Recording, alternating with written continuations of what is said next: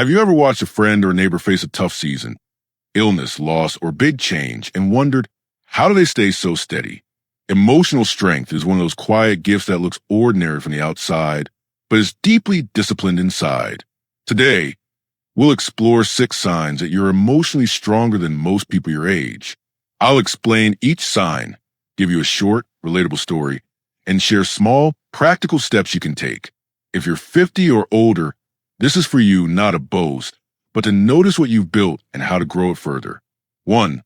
You accept what you cannot control. Acceptance is not surrender. It's a deliberate, intelligent choice to stop expending emotional energy on what you cannot change and to invest it where you can make a difference. Imagine Margaret, who was forced to retire early when her company reorganized. At first, she felt anger and loss. But instead of staying stuck, she listed what she could influence: her daily routine, her social calendar, and her willingness to try new activities. She started volunteering at a local library, took a beginner ceramics class, and reconnected with an old friend. Acceptance didn't make her passive. It freed her to live where her efforts mattered. How this shows up: you stop ruminating over small slights. You don't chase outcomes you can't control, and you redirect energy into relationships and actions that actually improve life. Why it matters: acceptance reduces chronic stress, improves decision-making, and makes you less reactive. Practical steps. Practice a short morning ritual. Name 3 things you can control today and 3 you cannot. When worry comes, ask, is this mine to fix? And then refocus. Over time, this small habit rewires how you spend your emotional energy. 2. You don't let past wounds define you. Pain shapes us, but it doesn't have to trap us. Emotionally strong people take past hurt, learn the lesson, and then build a life beyond it. Think of David, who carried bitterness after a difficult marriage. Rather than letting that pain dictate his relationships, he spent time understanding his patterns, apologizing when needed, and learning to trust again in small steps. He joined a walking group that gradually widened his social circle and taught him new ways of connecting.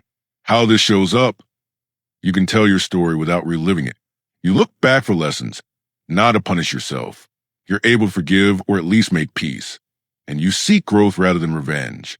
Why it matters: letting the past define you creates limitations and reduces your capacity for joy and intimacy. Practical steps. Create a short reframing exercise.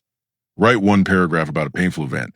Then write a second paragraph focusing on what you learned or how it made you more resilient. If needed, seek a trained therapist or counselor. That steady, compassionate support can be the difference between quietly carrying pain and healing with dignity. 3. You respond calmly in times of stress. Emotional strength shows in how you behave when pressure rises. Calmness is not absence of feeling. It's the ability to feel without being overwhelmed. Consider Helen, who faced a sudden health scare.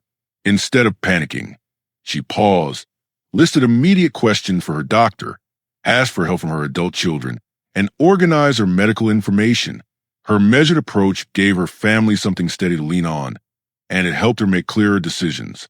How this shows up: you pause before reacting, you ask clarifying questions, you take practical steps instead of spiraling. Why it matters: calm responses preserve relationships and lead to better outcomes in crises. Practical steps. Build a pause habit. When something alarming happens, take 3 slow breaths, name the emotion out loud, I feel frightened, and ask, what is the next practical step? Keep an emergency folder of important contacts and details, so decision-making during stress is easier. Small rituals like this reduce panic and make you a calming presence. 4. You find joy in simplicity. Emotional strength often lives in the ability to savor small moments. It's the person who finds a sunrise gratifying, a cup of tea soothing, or a neighbor's laugh enlivening the day. Robert retired from a busy career feeling anxious about empty days, but he learned to greet the small joys: a morning walk that revealed a robin's nest, an afternoon phone call with an old colleague, the pleasure of learning to bake bread. His days felt rich because he paid attention. How this shows up: you don't need external validation to feel content. You find meaning in ordinary routines. You savor small pleasures. Why it matters: this practice builds emotional reserves that buffer you against stress and loneliness. Practical steps. Start a short savoring practice once a day. Stop for 60 seconds and note 3 sensory details, what you see, hear, feel. Keep a gratitude list of small wins. Over time, you'll notice a quieter, steadier contentment that doesn't rely on big achievements. 5. You set healthy boundaries without guilt. Boundary setting is one of the clearest signs of emotional maturity. It's not coldness. It's protection of your time, energy, and well-being. Anna loved her grandchildren, but felt drained being asked to watch them every weekend. Instead of overextending herself, she gently communicated a limit. She would help once a month and book time for her own hobbies the other weekends. Her family respected the boundary because she explained it calmly and stuck to it. How this shows up. You say no when you need to. You protect your time for rest and meaningful activities. And you avoid people-pleasing that leads to resentment. Why it matters. Boundaries prevent burnout, preserve relationships, and reflect self-respect. Practical steps. Practice short, polite phrases. I can't this week, but I can on Saturday, or I'm not available every evening. Role-play boundary conversations with a trusted friend. Remember, setting boundaries kindly is a gift. It helps others understand you and keeps your relationships healthy. 6. You keep hope alive, even in difficult seasons. Hope is not naive optimism. It's steady belief that effort, connection, and small choices can change tomorrow. John lost a spouse and faced long months of grief. Rather than withdrawing, he began attending a local art class and joined a grief support group. Those small steps didn't erase his loss, but they opened the door to new rhythms and purpose. Hope looked like showing up day after day when it would have been easier to give up. How this shows up.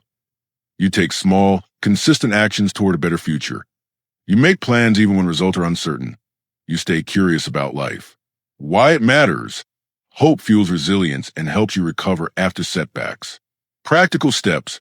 Set one tiny goal each week. A short walk, a phone call to an old friend, a book to read. Celebrate the small wins. Connect with community groups. Volunteering can restore meaning and broaden your circle. When hope is practiced, it becomes a muscle you can strengthen. Bringing these signs together, you begin to see a pattern. Emotional strength is not a single skill, but cluster of small, steady habits. Acceptance, narrative reframing, calm under pressure, appreciation of simplicity, firm boundaries, and persistent hope. Each feeds the others. Acceptance calms you in stress. Boundaries protect your capacity to savor simple joys. Hope encourages you to reframe old wounds. These are practical, everyday ways of being that add up over time. Before we finish, here are 3 general reflection prompts you can use right now. First, which one of these 6 signs felt most true for you? Second, which one do you wish to grow over the next month? Third, what is one tiny action you can take this week to practice that sign? If you like, write your answers in the comments. Your reflections may help someone else reading them.